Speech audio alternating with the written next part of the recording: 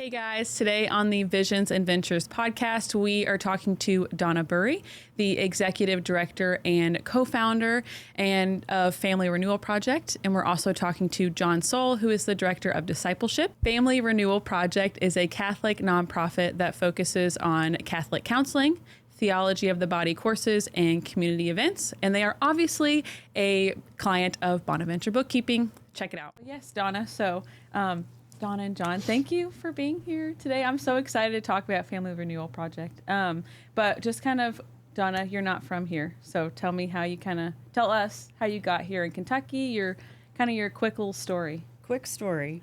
You can go into detail. Yes, yeah. Not too much detail. So, born and raised in Louisiana, North Louisiana. My dad moved around a lot, but always in the South. And it's good to know, based on our current story, that I was raised in the missionary Baptist belt of the South. So being a Catholic, I'm a cradle Catholic. Both my parents are cradle Catholics.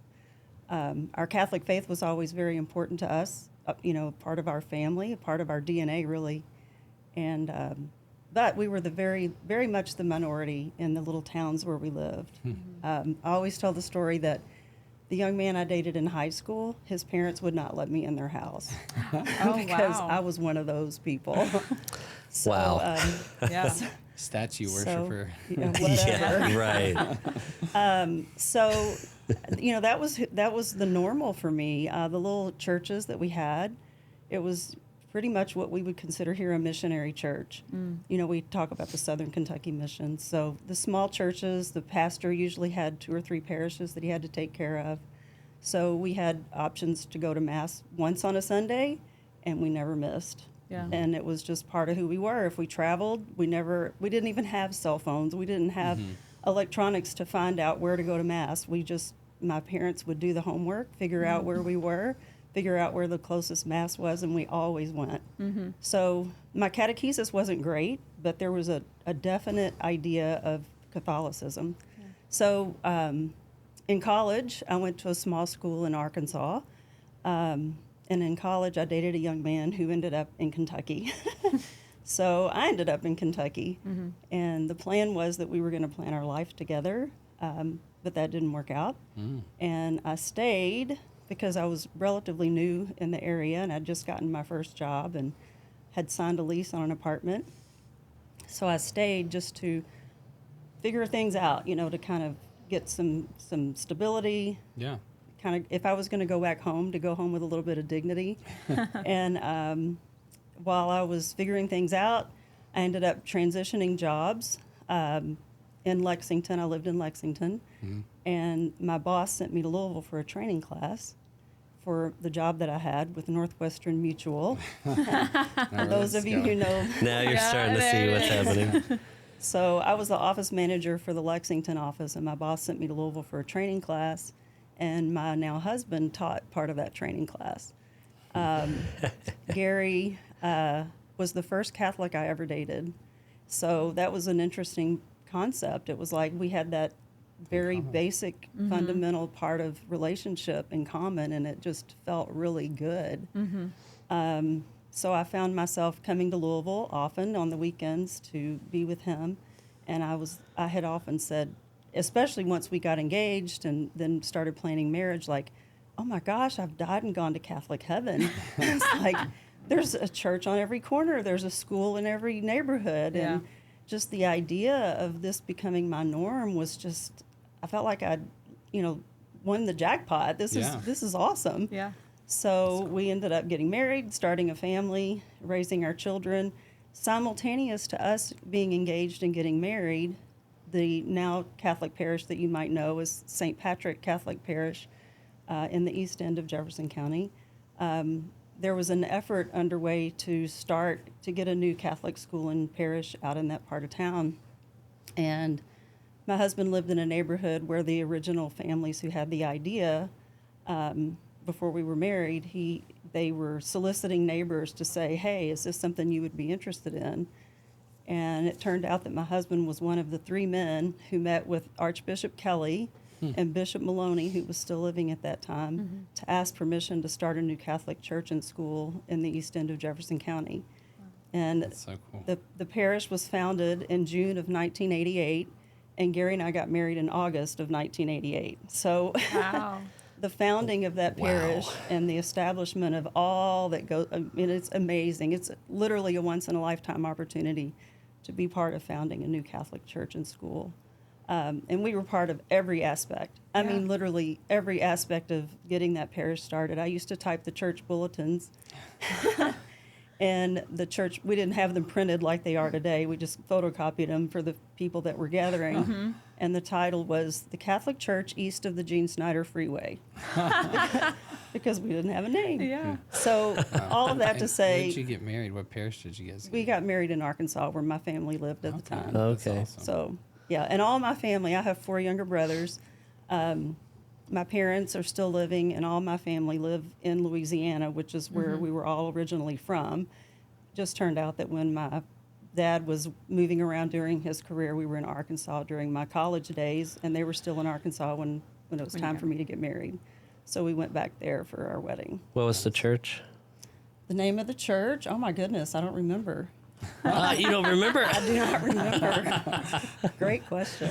But the funny. little town, you'll love this, is Arkadelphia, Arkansas. Arkadelphia. Arkadelphia. So What a name. that's how I got to Kentucky Yeah. and a little bit of my Catholic background. Well, so then that experience with helping found in the early days of running St. Patrick's, I imagine, has been useful with Family Renewal Project. Oh, no doubt. And Yeah. it grew from there when it came time for our actual construction. Once we had property and we knew we would start building, the priest, our founding pastor, Father Jack Schindler, may he rest in peace, he knew that we needed to have somebody who could handle the administration of the building project. And the parish really didn't have the funds to hire somebody, and it was more than the bookkeeper, kind of office administrator on staff could handle. So he asked me if I would be willing to help. And it turned into really a full-time position that I did from home. I was never paid. It was a volunteer position. And I did it not once, but 3 times for all 3 phases of construction. Wow. That would have started probably in about 1990 and ended in 2003. Oh, wow. So yes, all of those skills kind of have parlayed well into running an apostolate. Yeah. Yeah, it's almost like what you did physically with a building and the structures of a parish. There's some level of what is being done here with Family Renewal Project. It's kind of cool. Lord was just preparing her for Little they would little do. did I know. Yeah. Little did I know. So then what led you to, what did you see in Louisville? Because you just actually said that you kind of felt like you just died and went to Catholic heaven. I did. But then, so then what did you see missing in Louisville that made you want to start Family Renewal Project? So you assumed that there was something missing, huh? Well, I mean, Isn't that the much heart of as we everyone, have- though, with Yeah. a mission? Like, you have a mission because you feel like there's got to be a way of serving people that isn't being met in some way. Like, that's why anyone gets involved in the church. oftentimes. I Yeah. think, yeah. I can look back now and see it more clearly. I didn't realize it nearly at the time. I didn't see it unfolding. But literally, I never went to Catholic school. It was never an option. So the idea of getting married and raising our children and them being able to go to a Catholic school and receive truly a Catholic education in a way that never was even a conceivable idea for me was just, wow, this is so cool. This is so amazing. It was not something I took for granted. So there was no doubt that our children were going to go to school at this parish that we've helped to get Established. started and get going, right? And our oldest would have started kindergarten. I should have done the math. So the parish was founded in '88. She graduated from 8th grade in 2006, so, sometime in the late 90s. So it was, 10 years or so in before we were actually had school-age children. And everything was great. I mean, I could not have been more happy. Gary, the same thing. It was probably about the time that our oldest hit middle school that I started realizing something's off. And I have to back up too and say that because I said we moved around a lot in this missionary Baptist belt, and my catechesis was not great, I was hungry for knowledge. I was hungry for knowing my faith. And so as soon as our youngest got into kindergarten, I joined the women's Bible study, which had been started at the parish a few years before. And it was during the school day, so, for me, it wasn't an option to go unless I got childcare. So once our oldest was in kindergarten, I started going. And I just had such a hunger for learning, and I kept going, and then I started leading Bible studies. And so I was growing a lot in the basic knowledge of the Catholic faith. But about the time our oldest hit middle school, I felt myself fighting against the system. Like at home, we were trying as a couple to teach our children morals and values. Our parents are the first teachers of their children, and we were trying to teach these fundamental truths and the goodness of the human person and the dignity of each other. And I found myself struggling against really cultural, secular things that were happening within the school system. Right. Just the movie choices that other families would allow their children to watch. The school uniform that they used for PE class, and creating gym shorts, and the mascot is the Celtics, and having Celtics emblazed across the butt of the girls' shorts. I was just like, something's not right here. Arguing about the movies and TV shows that even the teachers were encouraging the kids to watch and then come into school and talk about the next day, the sitcoms that would be on TV. And I felt like this should not be happening within the confines of the school. And I didn't blame it on any particular person. It just it was part of the norm. And I felt like, why are we different? Why are we, something's odd about us? And our children even articulated it to some extent, like, you're the meanest mom in the world. I'm sure I'm going to get that one. But why? If you're around other Catholics, why shouldn't we be more in common than not? Yeah. So I couldn't articulate it, but I just felt like something was off. I had little moments like that when I was in grade school at St. Aloysius in Shepherdsville. They closed back in 2012, but I remember the early 2000s, there was a group that came to, I was in 4th or 5th grade, and they were giving out Bibles. And we thought, oh, this is cool. It's a little cute little pocket Bible. And I took it home, and Mom and Dad were like, this is not a Catholic Bible. Why are they there? It was a Gideon Bible. I don't even know. And I was like, but it's cool. It's orange. I wanted to keep it in my pocket. They wouldn't let me keep it. I was like, you're so mean. And then they didn't just take it from me. They had to talk about it at school and raise a big thing. And I didn't understand at the time. Yeah. But now as I got older, I'm like, oh, that wasn't a Catholic thing. And they were sending me to a Catholic school. I didn't know any better. But the cultural milieu was not just in one place. It's all over the place, right? Yeah. To my grade school's credit, Holy Family in New Albany, Indiana, we actually, by the time we got started high school or late junior high, and you're kind of more familiar with the other kids in the other schools, we were actually kind of well known, apparently, for being kind of more sheltered than the other deanery schools. So good on Holy Family for that. On the flip side, it's no one person's fault. No. At all. No. And it's a multi-generational thing. Right. And it's a lot of people just don't know any better. Over in Clarksville for the Catholic Church is probably experiencing a lot of the similar problems that you felt that tension on. Yeah. So it was also during that time I was very involved in pro-life work here in Louisville. And it was through connections in the pro-life world that somebody mentioned to me these teachings that St. John Paul II handed down that were commonly known as the theology of the body. And I said, the what? And the way they spoke about it, it was like I was very encouraged to want to check it out. I want to know more. So I just got on the internet and started Googling, and I started watching Christopher West videos. And I remember, to the point that I was watching them and just absorbing and just drinking the Kool-Aid, My husband would be in a another good way. room. Yeah. yeah. It makes me, sorry, real fast, it just makes me think of when I was coming back to the faith and somebody turned me on to the YouTube channel Sensus Fidelium, and it was just like a fire hose Yeah. of like Catholic information. I just couldn't But stop. it tasted Yeah. good. Yeah. Right. So I remember my husband, though, but from the other room, I would have Christopher West in the background often, and he would say, "Turn it off." It was like this other man's voice constantly Yeah. resonating. But he has since come around to appreciating him as well. But I just was hungry, and I couldn't get enough of it. It was I've said this many times, John will laugh, but I've said learning theology of the body took the skeleton of what I had as my Catholic faith and put flesh on its bones. It made it come to life. Yeah.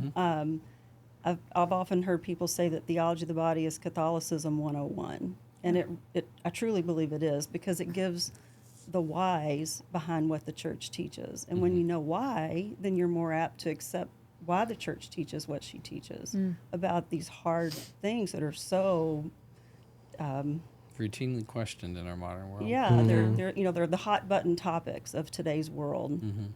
And so I just started going on a quest to learn more, and I would find myself traveling all over the country. Philadelphia, Cincinnati, California, just wherever I could go. There was an apostolate down in South Louisiana, and I was following these, and often would find myself every now and then running into people from Louisville, and we would share like our desire for wanting something more local, because a lot of these places would offer courses. You wouldn't just get something in a couple hours. You would have to come week after week after week.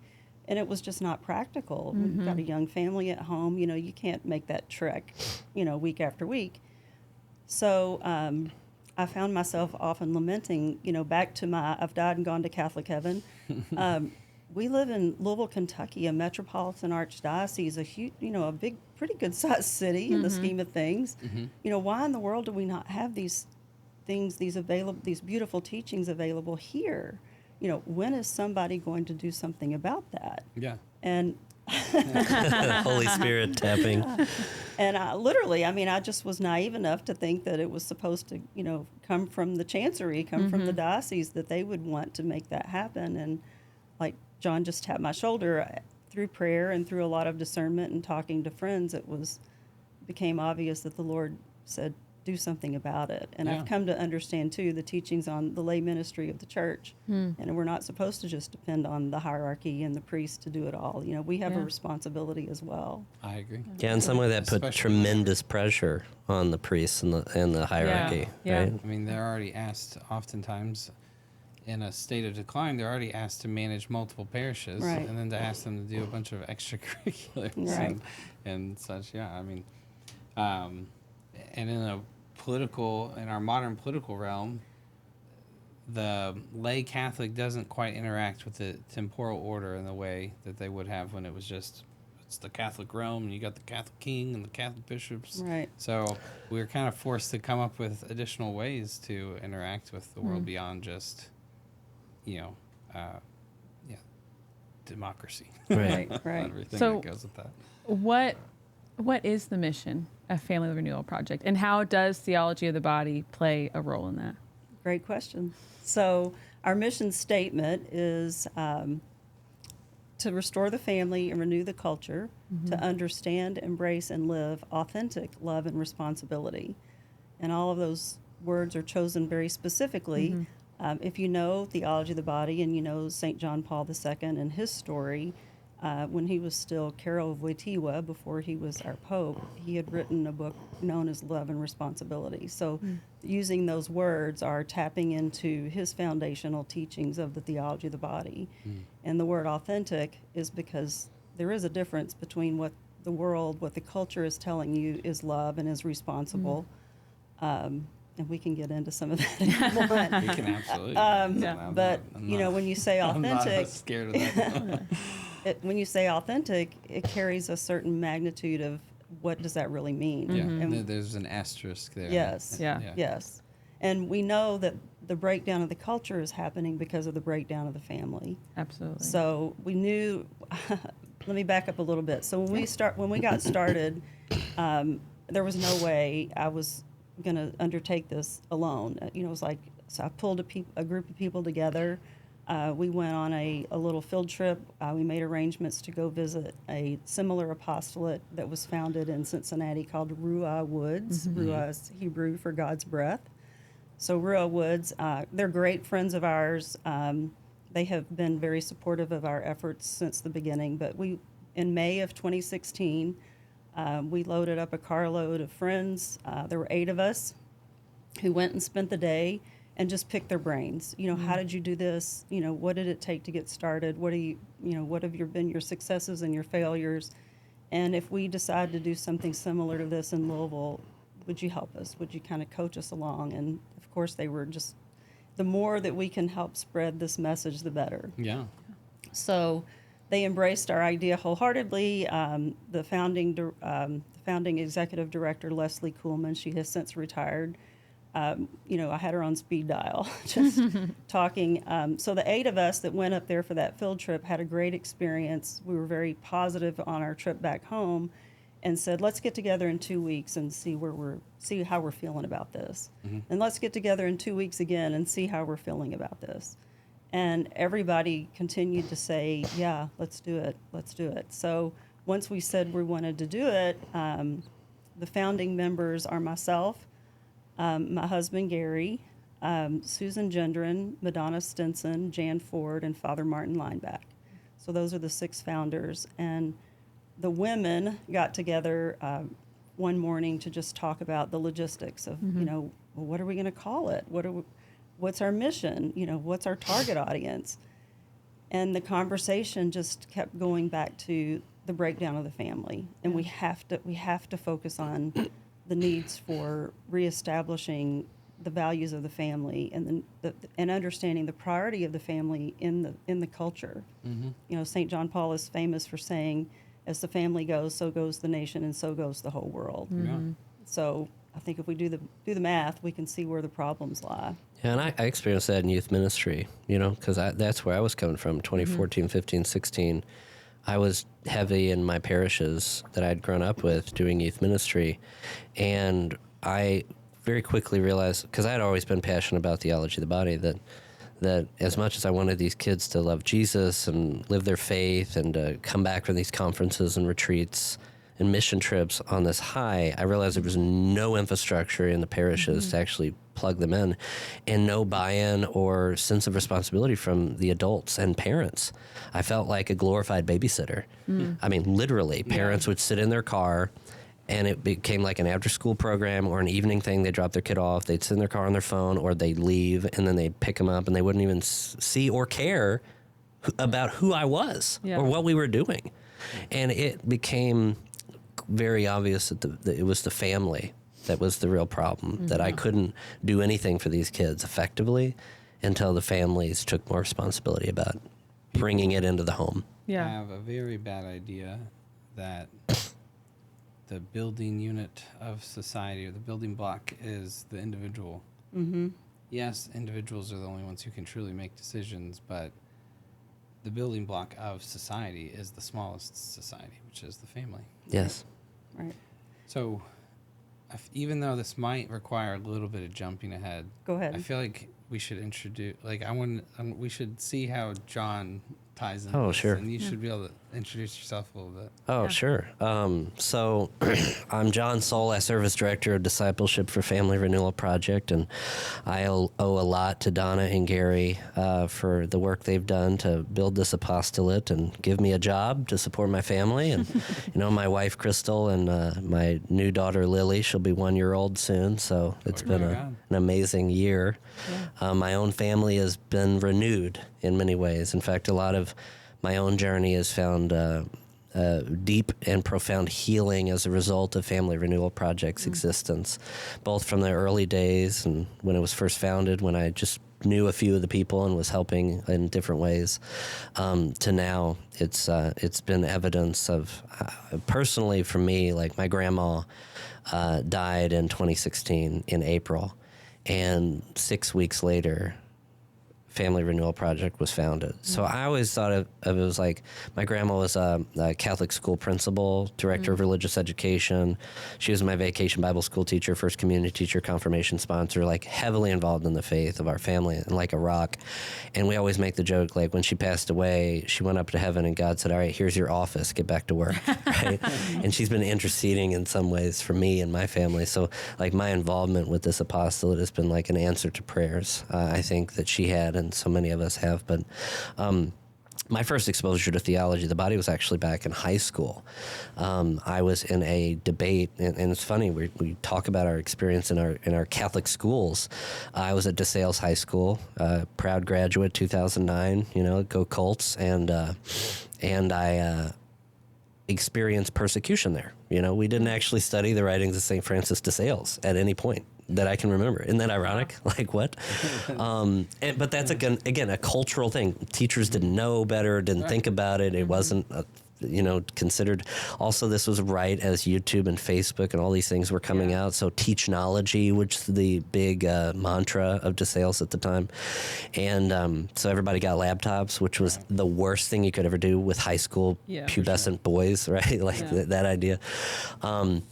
And so a lot of being overexposed, all kinds of crazy stuff on the internet, things that just were not helpful with learning, and just the debates that started coming out through social media, people finding out what was actually in their minds of their friends was not good. Yeah. It got worse in college, and then I stopped doing it completely after that and realized this is not actually helping anyone. It's destroying society. But in high school, it was all brand new. And so one of the debates that we did was in my AP government class with our teacher, and he said, let's debate on gay marriage.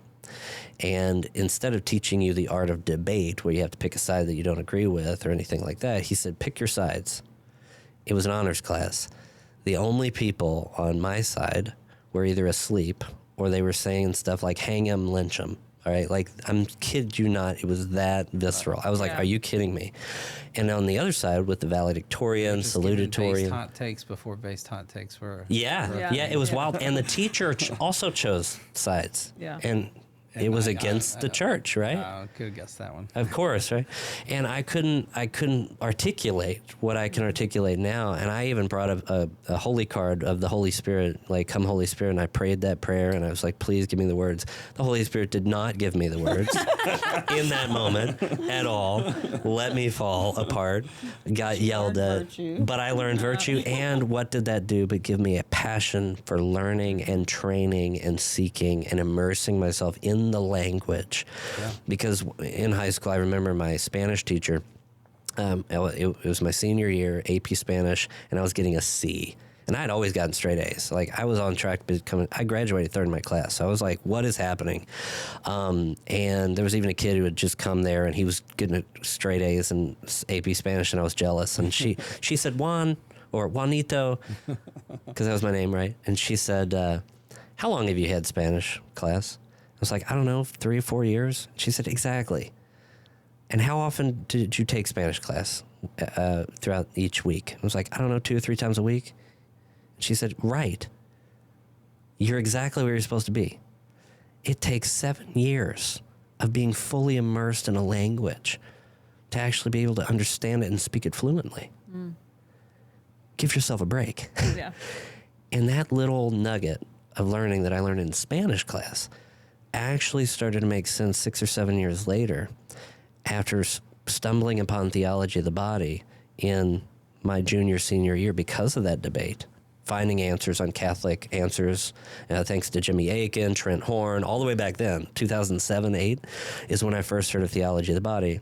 And then my mom, who didn't know how to necessarily give me the talk or multiple talks like we need.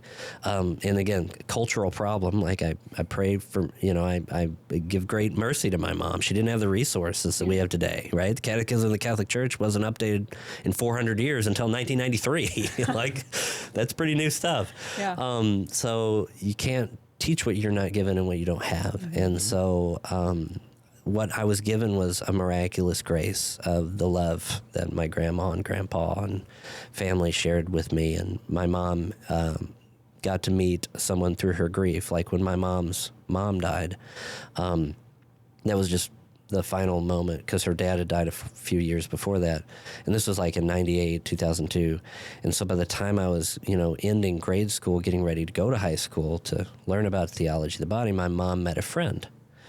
And this friend had also lost her mom. And so they had shared grief, but it was through their friendship, and they just were kindred spirits, that this friend of hers, at some point after we had a bunch of fun movie nights with her daughter and me and my brother through high school, she got involved with some of the things we were doing in youth ministry when I was in high school. And when I started seeking theology of the body, it was because of her. She handed my mom a book called The Good News About Sex and Marriage by Christopher West. Mm-hmm. And my mom handed me that book because I was asking questions because of that gay marriage debate, and I got my answers. And theology of the body just lit my heart on fire. And who was that friend? And that friend was Susan Gendron, who happens to be a co-founder of Family Renewal Project years later. Wow. Right? That's cool. It's That's wild really cool. how God orchestrated that. And so my senior year, we organized a 12 to 14 week series on the theology of the body for teens that had just come out through Ascension Press in 2008. And it ended up on the front page of the Record here in Louisville, the newspaper. Wow. By the 8th session, we had 40 or 50, I think we had almost 70 teenagers show up That's for really a couple of those sessions when it first came out, like massive success. And they had a simultaneous parent night going on at the same time that Susan and a couple others led, including my mom.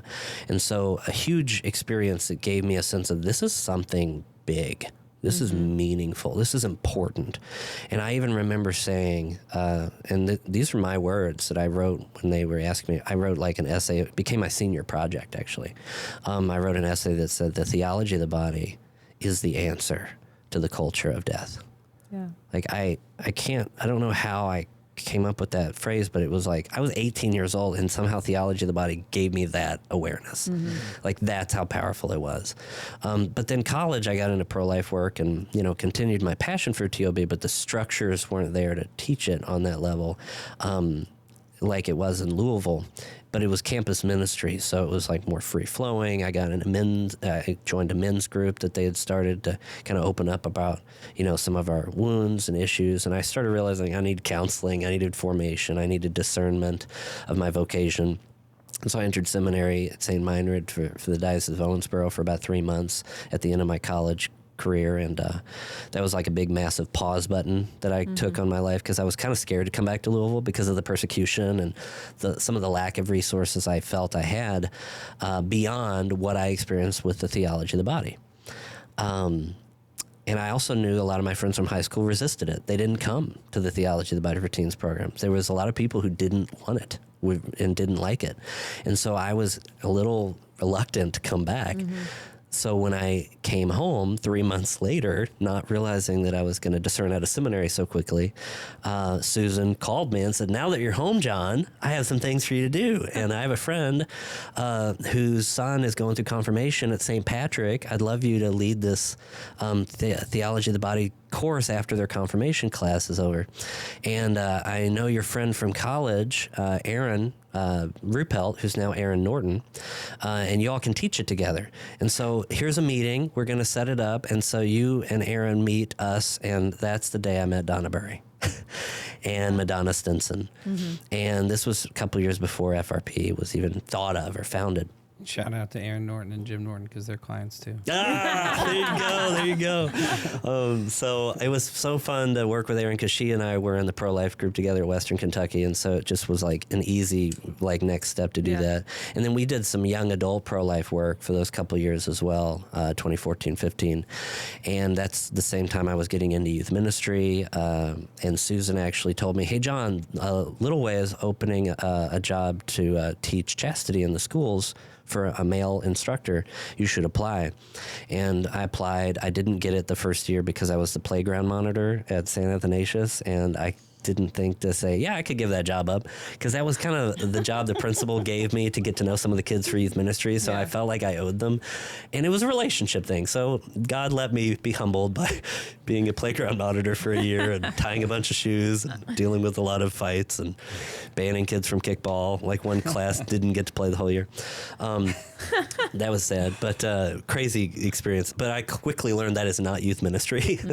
Got to see what babysitting really looks like. But it was a joy to have that year. And then the following year, Little Way called me because the guy they hired actually left. And then I started in 2015 teaching chastity as well. So I did 2 jobs, youth ministry and teaching chastity. So I had the day job for school hours, and then I had the evenings and weekends. And as a single guy, you can do that. Right. But by 2016, when my grandma died, it just kind of pulled the rug out from under me. I felt massive support from the parishes and from the young people I was serving. But my heart was just raw. I didn't know what to feel. It was the year of mercy, the Jubilee of Mercy.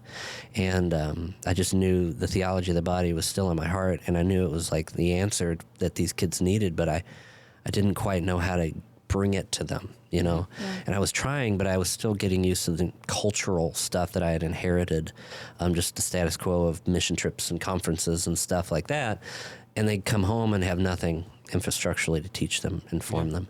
And then FRP comes into existence. Yeah. And so it was during that time that I helped with an initial promo video to kind of paint a picture of the vision. They interviewed a bunch of people, and I edited it together, and they launched a young adult ministry that January 2016-17. And then by the mid-2018, I think FRP had done enough of young adult stuff and raised enough awareness of that initial vision that they were like, let's do something big. So by that fall, and I was still doing youth ministry, so I was just kind of helping occasionally come into some of their events.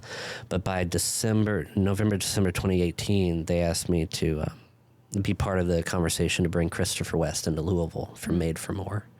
And that's when I really started to help, because that's when they, brought me on for hourly work. And when Christopher West came in, there was enough momentum, even if we had some pushback and misunderstandings from that event, because Christopher goes deep real quick, and not everybody here in Louisville is very well ready for that. Mm-hmm. We realized we needed to kind of do a lot of work internally as a team to figure out who we were, and that's when I got more involved. And by April of 2020, I went part-time with FRP because youth ministry collapsed. Why? Because of a global lockdown we're all very familiar with. So by the grace of God, while a lot of people were losing their jobs, I was getting the best job of my life. And entering into that world. Yeah. And that's when we developed our formation model that kind of guides people from Genesis to JP2, the basics of the faith with the gifts of the Holy Spirit, to kind of till the soil of receptivity and prepare people's hearts and build relationship, build trust, so that we realize we're not just trying to scream at you with sexual ethics, like don't do this, don't do that. It's not a list of rules. It's a relationship. Yeah. And that's when FRP really started to grow and raise awareness. Mm-hmm. And I went full-time in January of 2022. And never looked back. Awesome. And do you work mostly like in the schools with like the youth age, or are you every age, adults? What kind of discipleship? What I do is we have a lot of work during the school day in the classroom with curriculum that kind of is similar to what I was teaching with the pregnancy center, but we actually inherited that program.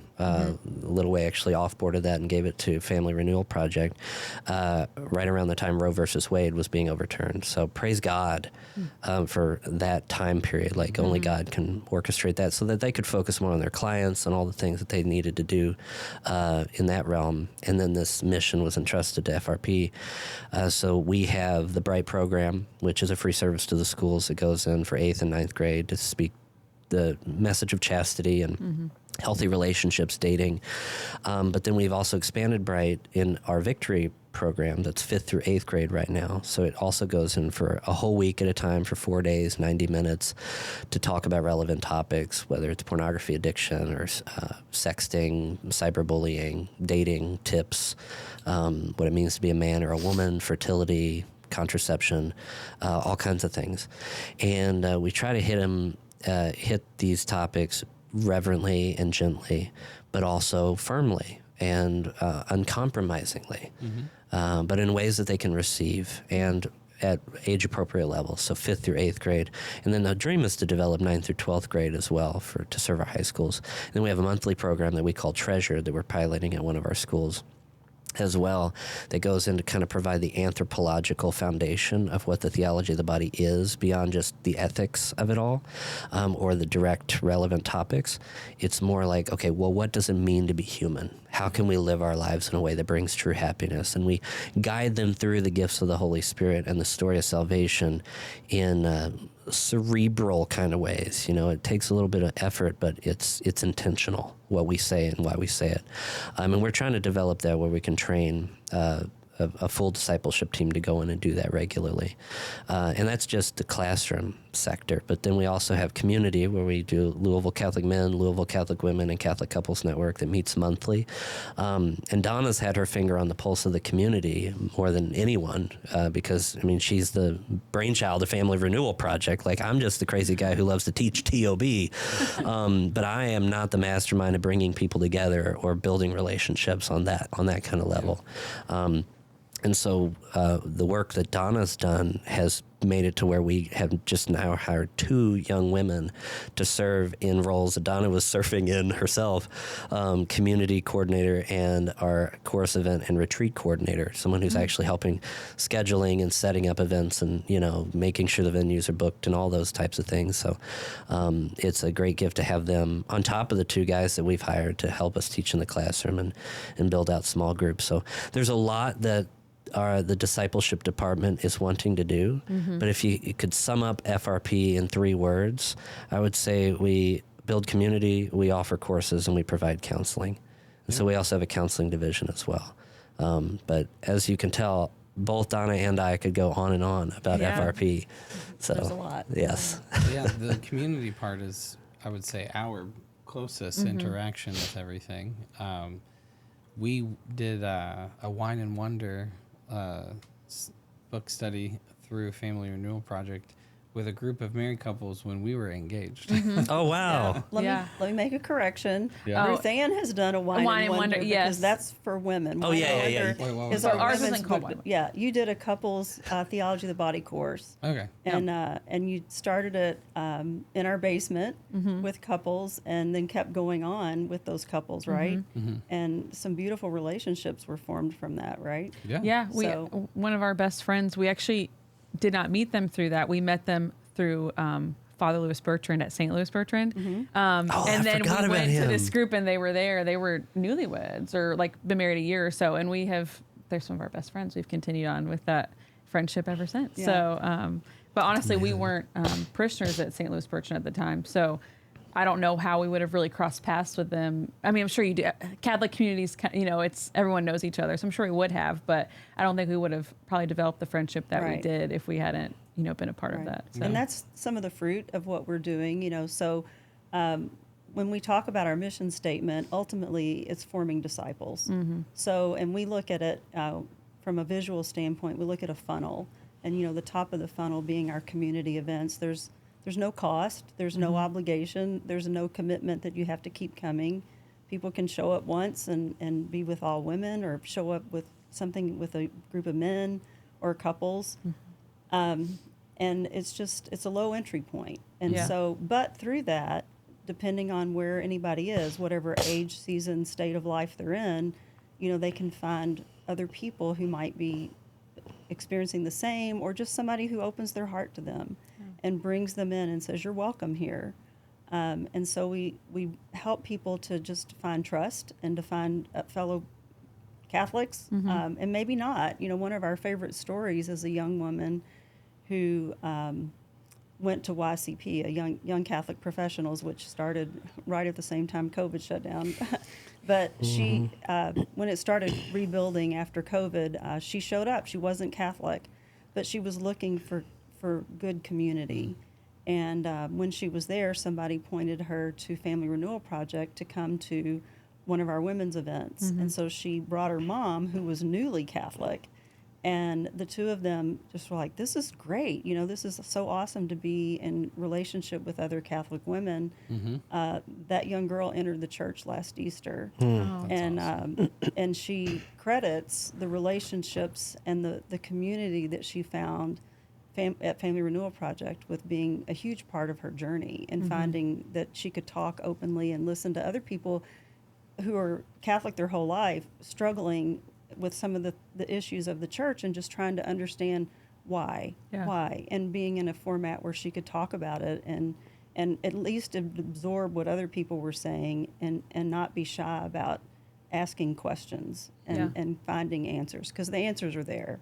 Well, absolutely. And that's what I was going to say, is that like, I love that it's like starting from like 5th grade up until however old you are, because throughout life, we're going to have all these questions, whether it's you're a young adult or like I didn't come into the church until 2019, the year we got married. So, you know, even now I have so many questions, but I think when you're like in school, whether you're in a Catholic school or you're in a public school or you're homeschooled, we're going to have these questions about God, about everything. And so we're always drawn to the Holy Spirit, and we want that answer from God, but we don't really always know how to get there. And so to have someone like Family Renewal Project there to answer those questions, and whether or not they accept that when they're 12 or not, later in life, they're going to remember that they got that answer. And so they might have to come back to that. Might have to go through some trials to get there. But I just think it plants the seed, you know? And so it's always there. And I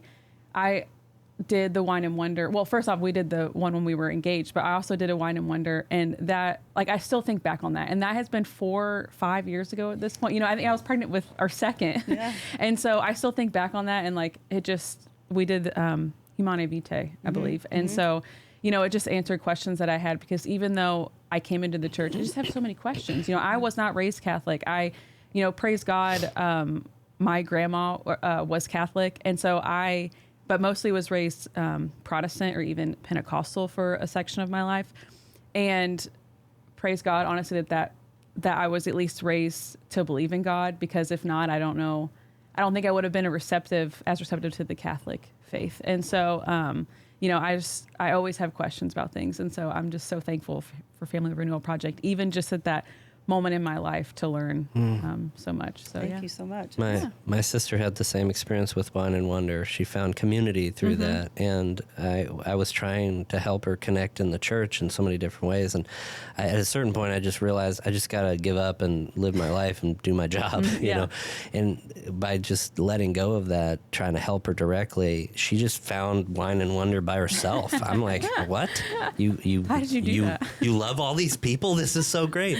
And she had been searching for a long time, because she was a little bit older than me, and she had actually moved away before Susan even entered my mom's life, and because she joined the Marine Corps and came back, and now she's gone to World Youth Day with us a couple years ago to Portugal. She's now on the leadership team of Louisville Catholic Women, awesome. Right? And she's the secretary at Holy Angels. Like, how did that happen? Like, oh my gosh. Yeah. So she is incredible, but it's FRP that's brought us all together in that way. And as I'm telling you, it's like renewing my entire family. Yeah. In that way. My brother actually does some hourly work for us for video stuff for FRP as well. So it's definitely a family thing in some ways, but also anyone, even if you're not blood related, like we are a family, and families have messiness, but we're all striving to be a holy family. And that requires, you know, great mercy, patience, love, compassion that we have toward each other as a team, and also everyone we serve. Yeah. So the community part, like I said, is kind of an easy entry point. It's just a monthly occurrence. We schedule it. We plan some event, activity, prayer, fellowship, and people come and go. But through that, we try to invite them into the Wine and Wonder, our courses and events, where we have a 4-part series introducing the theology of the body. Last year, a director of religious education invited one of our instructors to do a 1-hour talk at OCIA, and it was nearly impossible. He spent hours and hours to give a 1-hour talk. So, you know, how do you come up with just enough to say in an hour? And the people were overwhelmingly receptive, and the DRE said, next year we want you to come back, but we want you to come back for 2 sessions. And so the good news of that experience, though, is that we've now created a 2-hour, what we call a primer on theology of the body. So people have a hard time committing to time these days. Yeah. You know, anything that takes time and, oh, you want me to come back 4 weeks in a row, or, oh, even more, 8 or 12 weeks in a row to learn something, it's people have a hard time with that. So we're trying to meet people where they are and give them small bite sizes, but there's always more. And I love, you know, Jeff Cavins was one of the people who was most influential in my learning the Catholic faith. And I mean, if you know Jeff Cavins, he's a Bible scholar. He's a phenomenal man. He spent his whole life studying and teaching Scripture and the Catholic faith. Yeah, now he's the that secret behind reverted. Father Mike's Bible in a year. Yeah. You know? So Really? Yeah. But I he must know said that. once, the more I learn, the more I know I don't know. Yeah. But there's just so much more. You know, it's the tip of the iceberg. So it's a beautiful thing because we're never going to run out of the audience to share it with. So we're always offering courses. I mean, you can look on our website and find that there's courses, multiple happening in August, multiple happening in September. So year round, we're doing courses. We do retreats, maybe more like once a year. Last year, we piloted our Maximize retreat, which was held at Mount St. Francis Retreat Center in Yeah. Southern Indiana. So it's a 5-night, 6-day, you know, immersion where you're sleeping together and eating meals together and really able to not only listen to John lecturing, but to receive the sacraments and daily mass and to have meals together and pray together. And it really, when you immerse yourself that way, you can come away with so much more. Yeah. Absolutely. And it's not just about the teachings, it's about the relationship, not only with God, but with each other. So that's a wonderfully positive experience. And John mentioned our counseling. It's our third pillar. We made a commitment from the day we were founded that we wanted to do this because, as we talked about the brokenness in families, there's a lot of wounds. We all have had, from our secular lifestyles and living in the world, we maybe have ventured down paths that if we would have known differently, we wouldn't have gone down those paths. And then when you start learning the truth and understanding why the church teaches it instead of rejecting it and pushing that aside, you start wanting to get right with God, and you start wanting to heal from the wounds that have been left because of the bad choices we may have made or because of other people's bad choices in our own lives. And sometimes prayer and the sacrament of reconciliation can fix that. But sometimes you need professional help. Sometimes you need somebody who's trained to guide you into answering questions and looking deep within and, you know, seeking forgiveness within families and whatever it may take. So we knew from the beginning that having a counselor on staff was important to us. It was the hardest part of establishing what we set out to do because it's not that easy. You A lot know, of legal hoops you got to jump through to Yeah. get And- established. And we knew we wanted somebody who could fall into step with our mission and our authentic Catholic identity. You know, so our family had a negative experience when our children were younger. We sought a Catholic counselor and went to this person, and we never went back. It was because, you know, we knew from a morals and values standpoint we were not equal. Yeah. And not that we were better than, but it was like I was dealing with these secular issues and trying to establish our identity as a Catholic family, and we were seeking somebody who could support us in that. And so that's why, on a personal level, it was really important to have a Catholic counselor on staff. Yeah, I mean, that's, I don't even know how to put it into words. It's like a Catholic who is trying to be sincere in their faith, going to a secular therapist, psychologist, etc. I mean, it's just, you're getting so close to the deepest parts about why you do things and how you experience life that to set religion off to the side is Yeah, It's not a holistic It's view of the human integrated. person, right? Right. So that arm of our ministry is called Good Shepherd Institute of the Bluegrass. So, and it operates under the umbrella of Family Renewal Project, but we gave it its own identity in the sense of the Good Shepherd being ultimately our number one counselor and the one that we should follow in all ways. And there's one thing I wanted to give John a chance to mention too, because simultaneous to Family Renewal Project getting started, he received a gratuitous gift from somebody while he was working, helping teach the chastity program. Somebody wanted to help him in just his continued formation and gave him the gift of being able to go to the Theology of the Body Institute in Pennsylvania to receive 8 graduate level courses in the Theology of the Body and then become certified. Wow. Completely paid for. Wow. In fact, the day I found out my grandma had pancreatic cancer was the day that this lady called me and said, I'm giving you everything. And so my grandma died 30 days later, and 30 days after that, I was at my first course at the Institute. And I got to tell my grandma that, and she didn't understand what it was, and she had other issues going on, right? But it was like a profound moment in my life. And then on the way home, I'm calling everyone. You have no idea what course I just went to. This is freaking amazing. I'm blown away. And I was calling Susan, I was calling Donna, and both of them were like, and John, you have no idea what we were doing, because that was the very week they had taken all those people up to Roe Woods to begin the conversations of founding Family Renewal Project. Wow. So the month I went to my first course was the month Family Renewal Project was founded. How does that happen unless God is absolutely involved?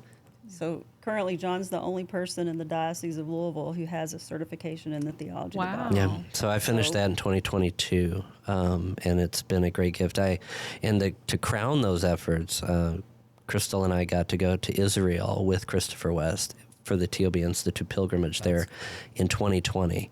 And we came home, and a week later, they issued the global lockdown. So we got it all under the wire, and then I got to do my final practicum, and by 2022, they awarded me the certificate. So you got home at February?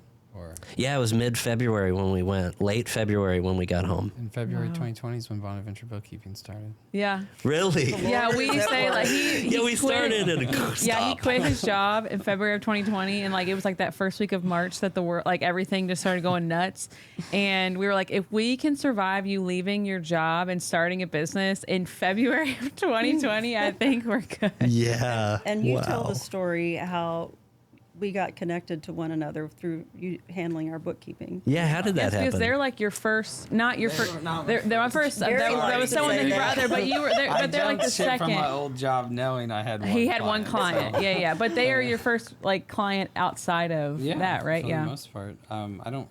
Yeah, I mean, if you guys aren't second, it's like by a hair. Yeah. And so there was. So when we got married at St. Louis Bertrand. And that's where she came into the church. Her grandma went there, which is that in and of itself is divine providence. That I was just like, I didn't really want to go back to my home parish. Wasn't in love with, with the preaching or whatever.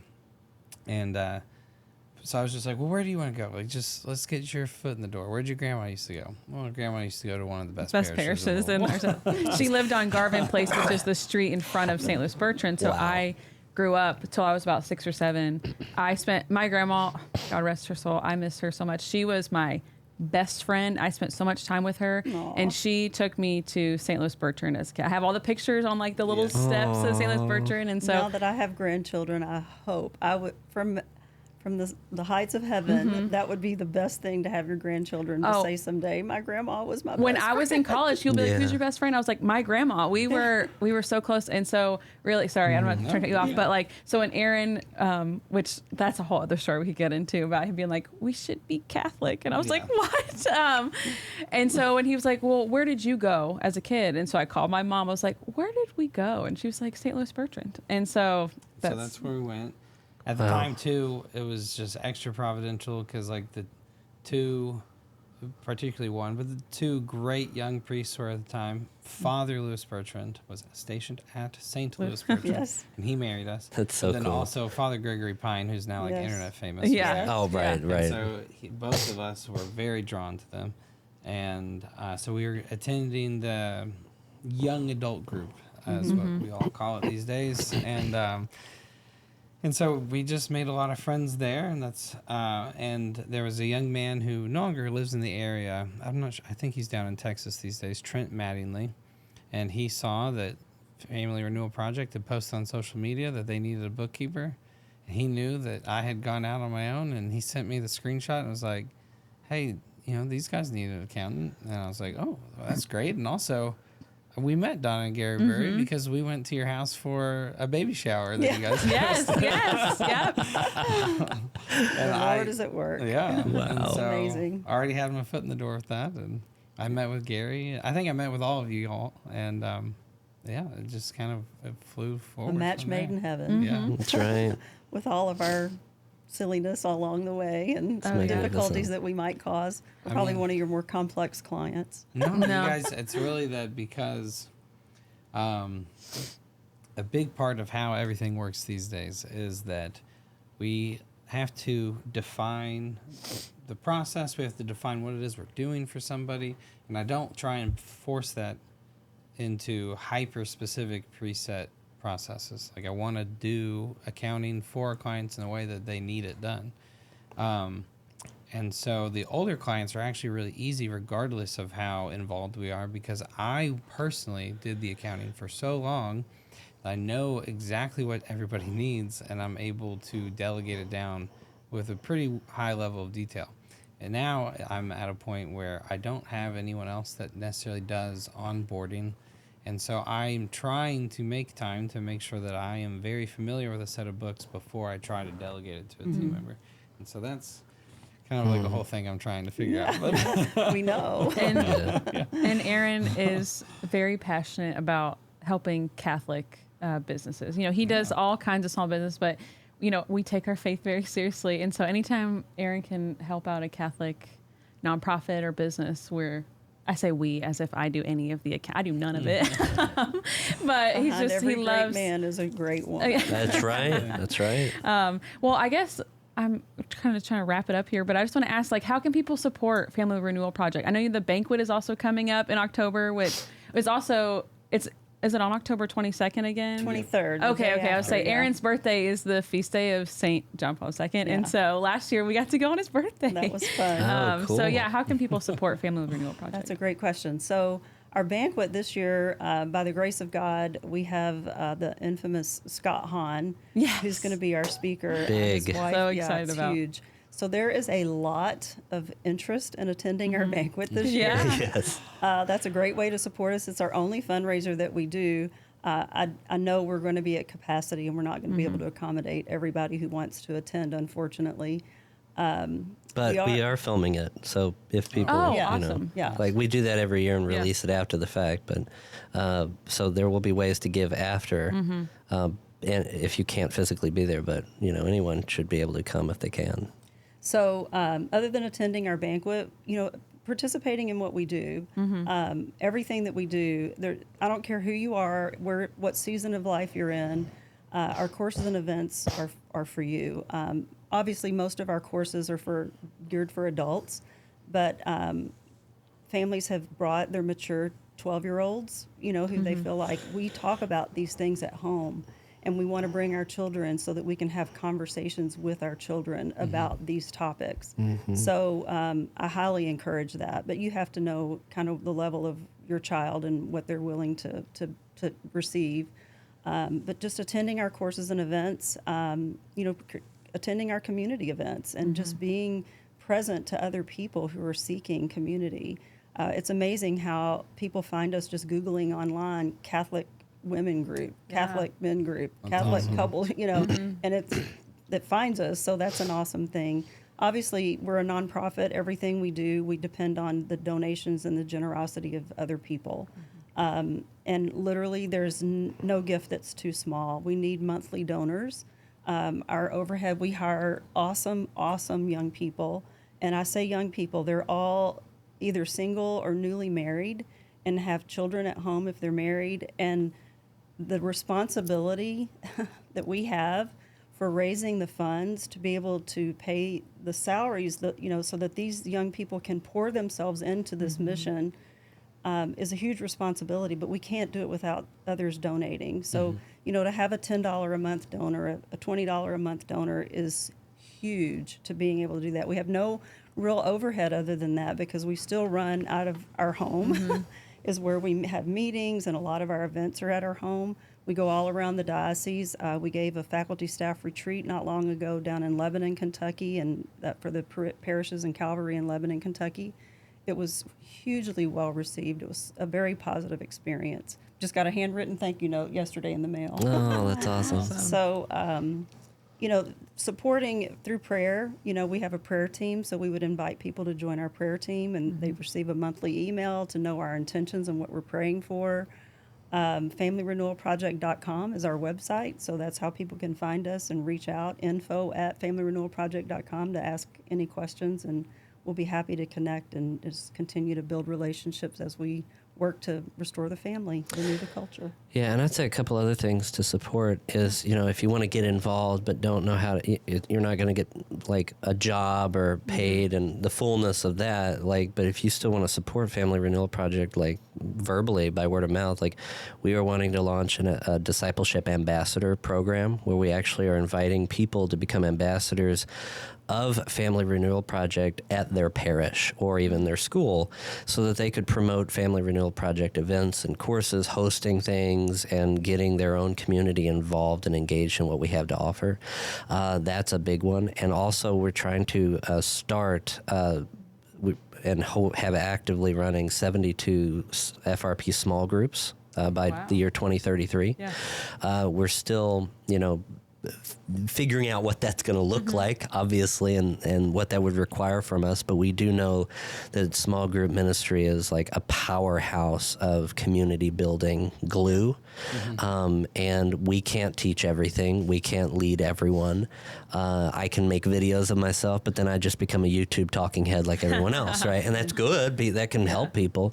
But relationships and being able to listen to people and spend time together in community is invaluable. And so we would love to identify small group leaders who want to be trained by us, provided we can provide them resources and empower them to guide their own friends or family or people they know in the faith through the lens of the theology of the body, but in different ways that speak to their heart, because we know TOB is like as George Weigel called it, a theological time bomb set to go off with dramatic consequences sometime in the third millennium. Well, here we are, and we just passed the 80th anniversary of the dropping of the atomic bomb on Hiroshima, and that's a bomb that went off on the Feast of the Transfiguration to be a diabolic mockery of the light of the world. But who is the light of the world but the incarnation of Jesus Christ himself in his body and in his flesh and blood? And so if we can, share that with people in not just our courses or our community,